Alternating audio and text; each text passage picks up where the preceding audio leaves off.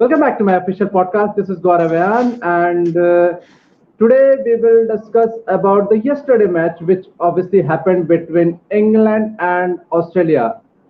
Guys, it wasn't an Ashes. You can call it that the England and Australia has a big rivalry, but it wasn't an Ashes. It was a T20 match. Okay, that happened yesterday, and obviously England has won that match, and they have beaten Australia by 8 wickets. So obviously we will discuss about this yesterday match today because obviously Lucas has the timing issues. Obviously you guys, everybody know that Lucas lives in Australia, and once the match finished, it was probably 4 a.m. So that's why Lucas didn't arrive, and we didn't arrive in the most of the times in the recent times because the World Cup matches has been one-sided affairs. So it has been a long time since we have met. So Lucas, welcome back to the show, mate. Thank you for having me.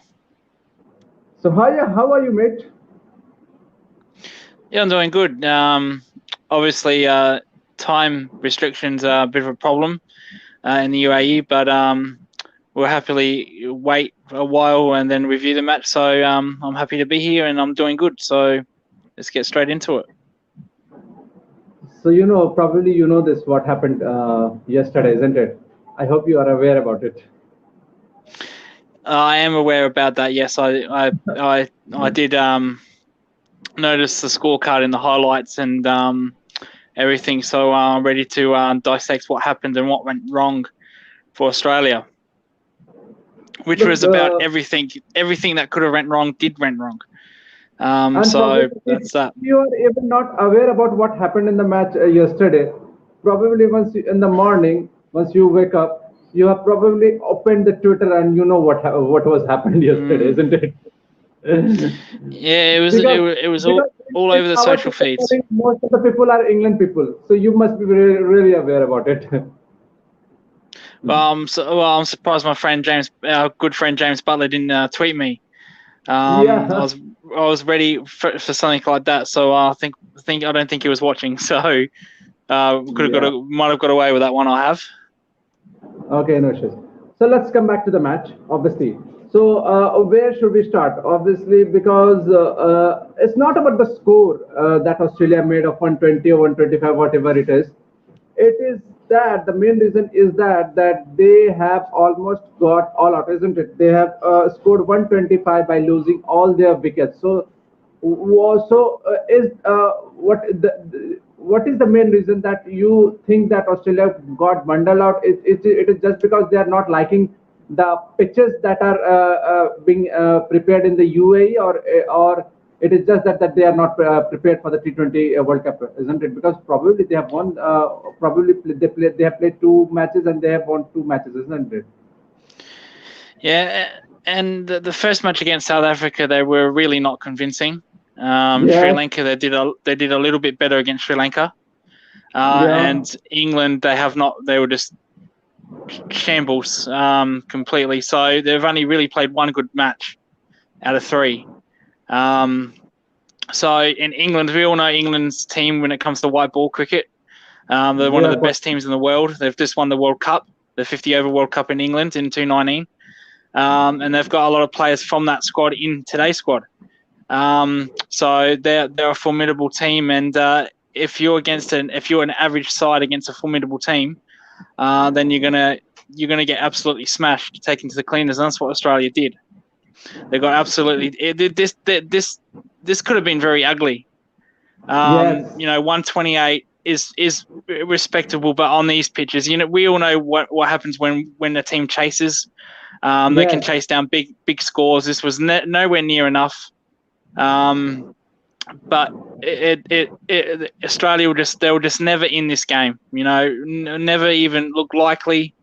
Even England, when they came out to bat, Australia never really threatened. Yeah, they might have got David Milan out cheaply, but damage was already done. That's a consolation prize. They were just never in this match whatsoever, Australia. Lucas, obviously you have said everything in this short period of time. But Lucas, don't you think once the World Cup starts, every team is fully prepared. Every team is obviously ready for everything. try to sort out their combination that in their T20 before entering in the big tournament like a World Cup, isn't it? But once I was watching, I have watched all the three matches of Australia, and it seems like they are still not prepared for the combination. Still they are not ready that who will bat where, isn't it? Because obviously you have also followed the West Indies and Bangladesh series once Australia to the West Indies and Bangladesh. In that series, you remember that Mitchell Marsh was the big performer for Australian team while with the bat, isn't it? He was batting at number 3 and he was scoring a lot of runs for the Australian team.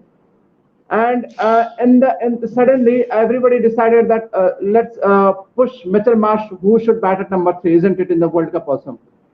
In the first game was they were playing with the South African team. Okay, they tried Mitchell Marsh in the number 3. Okay, in the second match once they played with the Sri Lanka, they have tried Glenn Maxwell in the number 3, and now yesterday, out of the blue, Mitchell Marsh was dropped from the team, and in place of Mitchell Marsh, Ashton Agar was playing. I have no problem that every team is playing with the two spinner.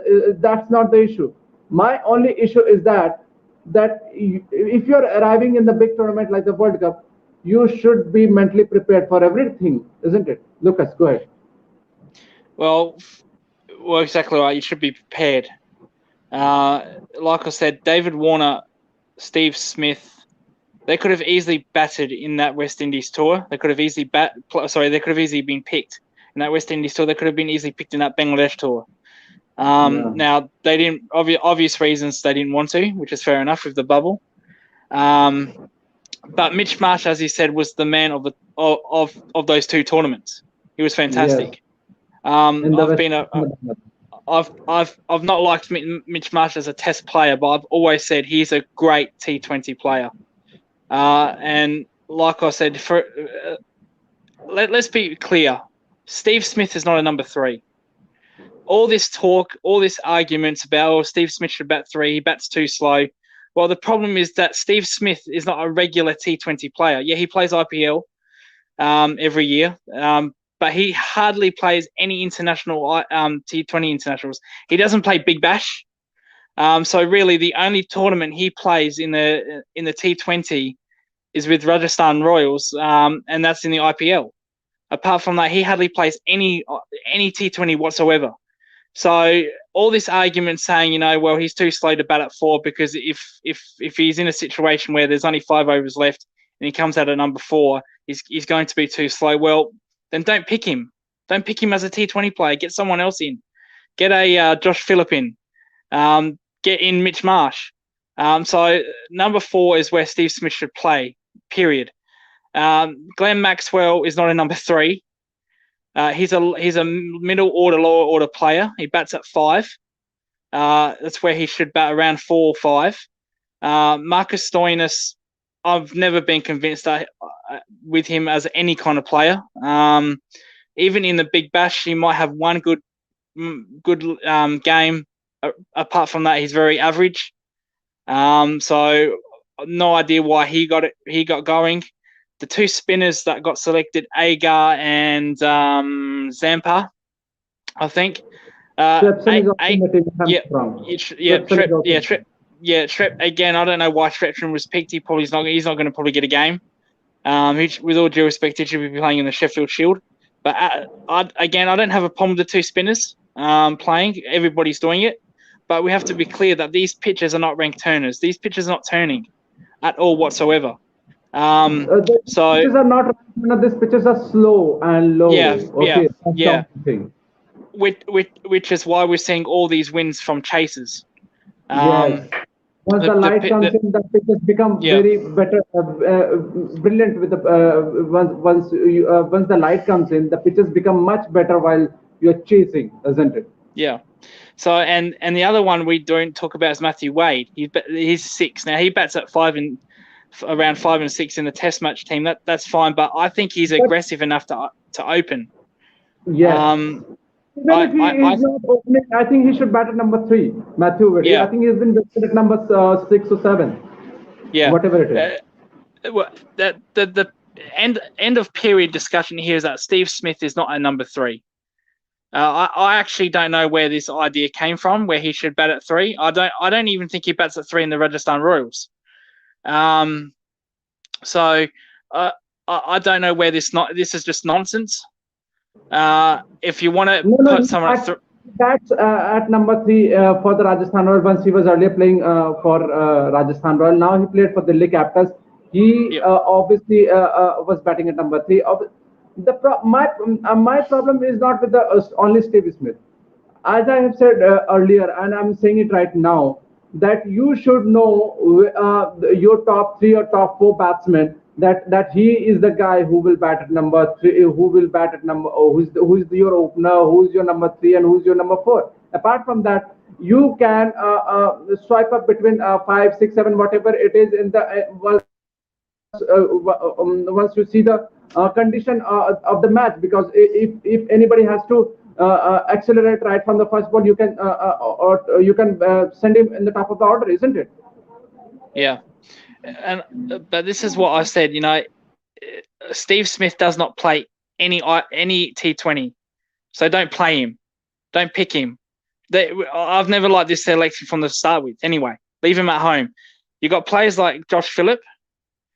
He did okay in the Big Bash. You got even with the tour, you got Josh Ingles, who was brilliant for the English county T20, the Blast. He made a couple of hundreds for Leicestershire. You've got him at your disposal. So I just don't think Steve Smith should be playing. Glenn Maxwell is not a number 3 either. I think Stoinis is another big issue. I don't know why he's in that team. When you've got players like Josh Inglis, like I said, Stoinis is just he's average. Lucas, if you're talking about Marcus Stoinis, he also gives you some overs, and you need with this T20, with this T20 arena that you always pick an all-rounder because it gives you a proper combination in the team, that this guy is a proper batsman. This guy also give you some overs once any bowler had a bad day, isn't it, Lucas? Go ahead. Well, Stoinis didn't even bowl last night. Yeah, so I know. The score was the score was not too much, 120, 125, and obviously once the Jos Buttler get going, Stoinis wouldn't have that ability to take his wicket. So if when you're a coach, you got to think of every situation. You got to prepare for things like this. That's your job as a coach. Now, you don't want to prepare for stuff like this because you don't want to be put in a situation, but that doesn't mean you don't have to prepare. You have to put in scenarios at every stage of what's going to happen. And I just don't think Stoinis was the right move. Mitchell Marsh, as I said, also can bowl. Mitchell Marsh can bowl good as well. A lot of people forget about that. He's a very underrated bowler.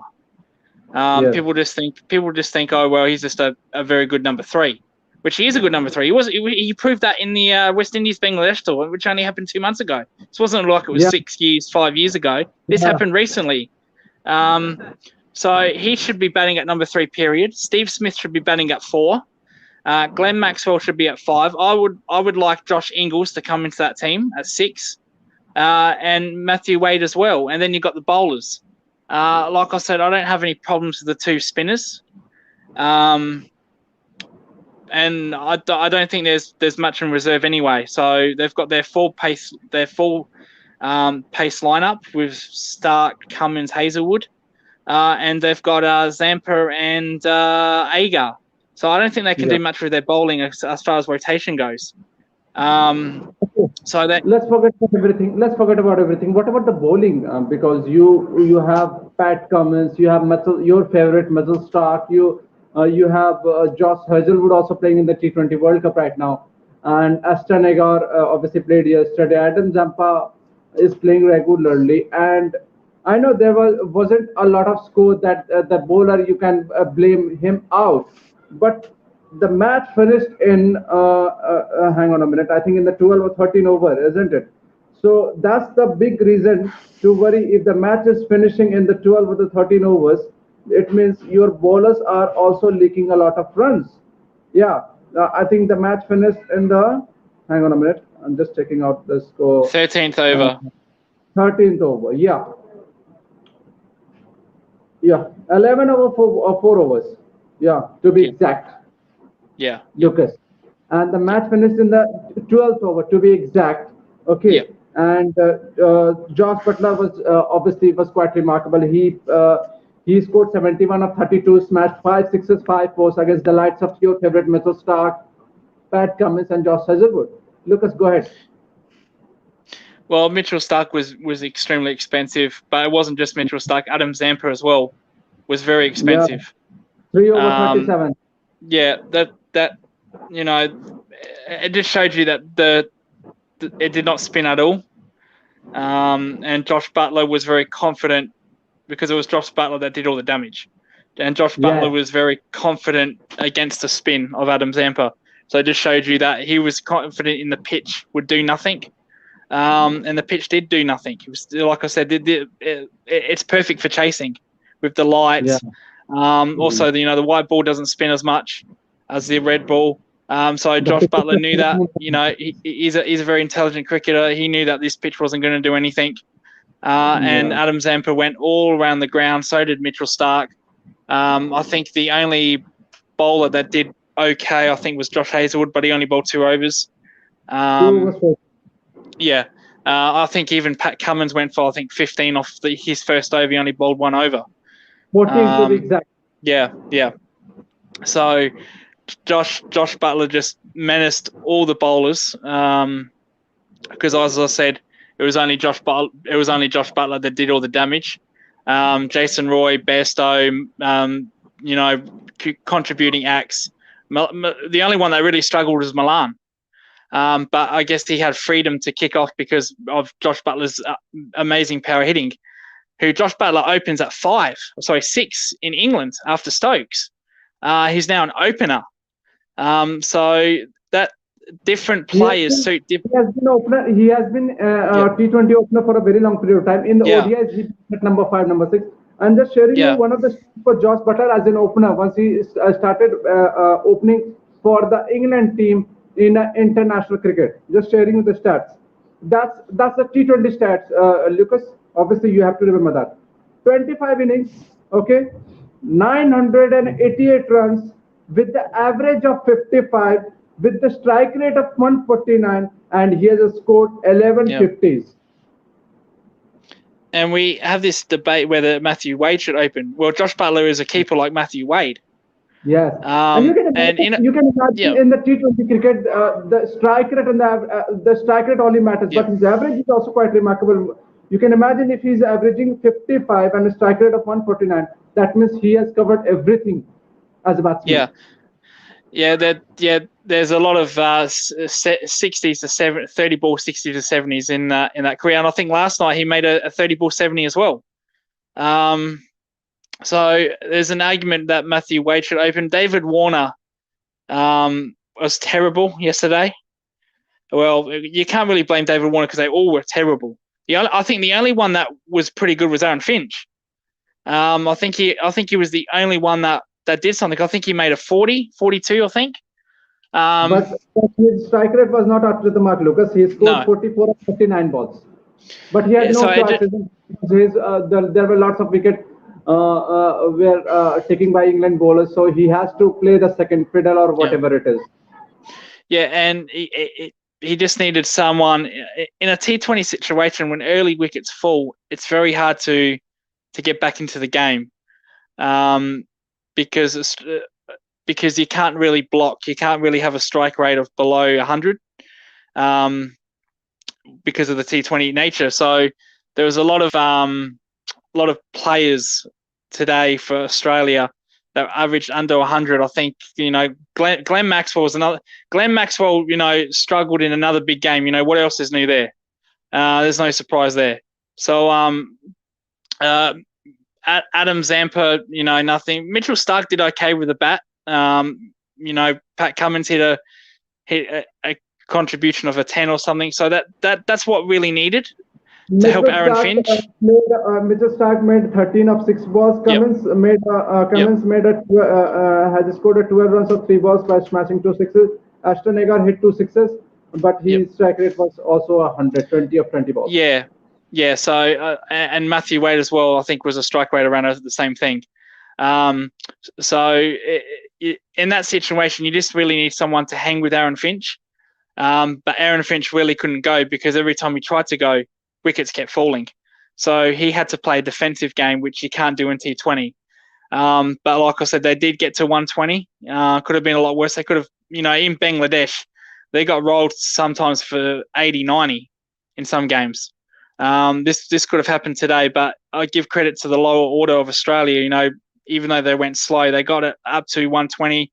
Nowhere near enough on this pitches, as we know. That's not good enough. But that does bring a little bit of respectability to the scoreboard. But England were clearly dominant in this game by a mile. It wasn't even close. Not even close. Yes. I think we are done for today. Obviously, what's your prediction, Lucas, about India and New Zealand match? I think New Zealand have been kind of underrated. They haven't really. New Zealand has beaten India every time in the ICC tournament. Yeah. Look. Then you have to go with New Zealand until they prove you otherwise, don't they? But you know what happened with the India also. India also wasn't even lost a single match against the Pakistan. You know what happened. Pakistan has managed to beat India. Other day, I think, if I remember properly, West Indies had never lost a match against England, but England had managed to beat West Indies in the T20 encounter other day. So you never know, with the law of averages, the things might change. Well, speaking of West Indies, they've just been dreadful. A lot of people.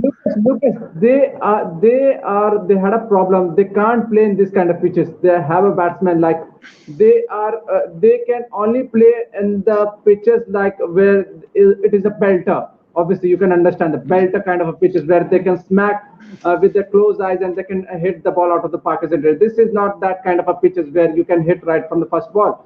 This is a slow and kind of a pitches. If you hit early, it will not go out of the ground, and that's why the West Indies batsmen are struggling. They looked really awful against Bangladesh. How they pulled that off. It was a miracle. That's probably sums up of Bangladesh because they had no business winning that game. West Indies Bangladesh kind of capitulated as they usually do, being a minnow. But they should have really won that match. So West Indies have been very lucky. And a lot of people did. A lot of people have picked them as the smoky or dark horse. I've seen a lot of people pick West Indies to win this tournament. But if you see the kind of pitches that been prepared in the UAE or in the Dubai and the Abu Dhabi and in the Sharjah, I was ready for the West Indies collapse because obviously I know these batsmen are only smash sixes in the flat tracks. I'm just forgetting. Once the IPL was happening, Kyren Pollard, Andrew Russell was also struggling in the IPL because the IPL was being played in the UAE. I think West Indies may need to say to those kind of players to retire, because they're doing West Indies cricket worse than good, in my opinion. Cricket analyst was here. India versus New Zealand. I haven't gave a prediction, sorry. I'll do one quickly. I think Gaurav mentioned that India has never bet New Zealand. So until they do, I won't pick India. I'll pick New Zealand until they can show me that India can win. So I'll go with New Zealand with this one. And I hope once India beat New Zealand, Zahir will be in the show in the night. We will definitely have a discussion because Pakistan has been playing quite a remarkable cricket, isn't it, Lucas? They've been surprising, very surprising. Yeah. Again, no one really picked them to win anything. And it's nothing new, Lucas, because nobody expect what to expect from Pakistan cricket, isn't it? Expect the unexpected from Pakistan. Exactly. So and they're right up there. They can win this tournament. Yes. They've shown enough. Their bowling lineup the young bowling lineup outside Hassan Ali. Yeah. Lucas, and I remember quite frequently this, that once the tournament was about to start, everything was in a mess in Pakistan. The coaches were changed. The selection the selection committee has a lot of issues, that why they have picked this kind of a player. The middle order was not sought out. The chairman was changed, and all these things were happening in the Pakistan. And suddenly was the cricket. How could you forget? New Zealand left the tour because of the security threat. England cancelled that tour after New Zealand left the tour. And now suddenly, once the World Cup start, you see a different Pakistan team, isn't it? Well, they've got a bowling attack, that's world class in all formats. Pakistan's attack is basically the Test match attack. Shaheen Afridi is doing very well. Hassan Ali, again, doing very well. Albeit without Yasir Shah, because he doesn't play T20s. But their bowling lineup is very good. Expect the unexpected, but it's not good for health. Okay. It's not good for Australian health when you have Steve Smith and David Warner out of form. Or being tinkered with. Trust me, Zahir, I kind of agree with you on that one.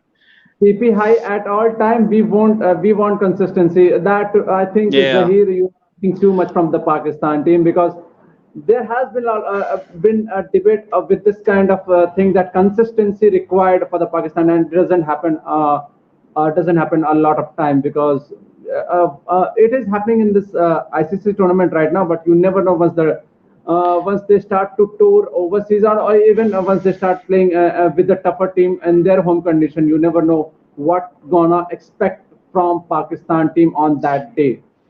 Well, the word consistency is probably is been used a lot lately. The last 8 months, England's batting consistency, India's batting consistency, T20 World Cup Pakistan consistency, and probably in the Ashes we're going to see the word consistency a lot.